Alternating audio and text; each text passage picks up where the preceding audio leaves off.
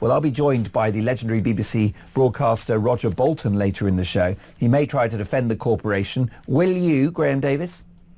Well, it's strange that about 10 minutes ago you mentioned something appalling that was perpetrated by a senior BBC journalist, Martin Bashir, 3 decades ago. How amazing that they should perpetrate a fraud then.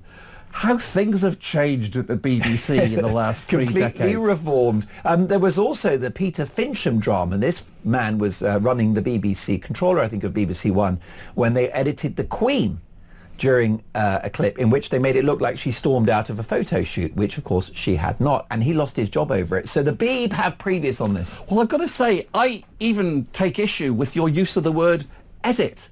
Now, of course, the edit button on any piece of kit in a TV station is possibly the most powerful piece of kit that anybody can use. Yes. But this wasn't an edit.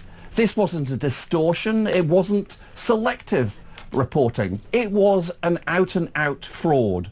The blend of the first clip with the second clip, which is about, 20 or 30 minutes later in the same Correct. speech, you've got to look pretty carefully to realise that it is a blend.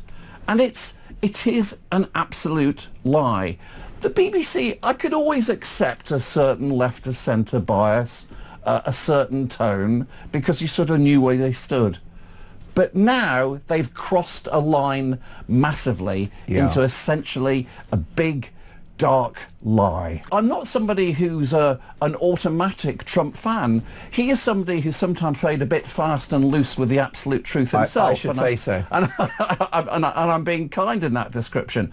But especially when you're dealing with somebody like Donald Trump, who perhaps has a loose relationship occasionally with the truth, I believe that the state broadcaster should be very careful to be absolutely pristine clean with this sort of thing. This doesn't look like one individual editor at Panorama. This is systemic.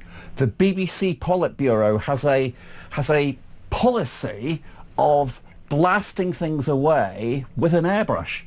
And you look particularly at the Martine Croxall incident. Yeah. This is newsreader that corrected herself and said pregnant women. This is somebody who, fair play to her, she is a hardcore broadcast news veteran. She takes the idea of objectivity very seriously indeed.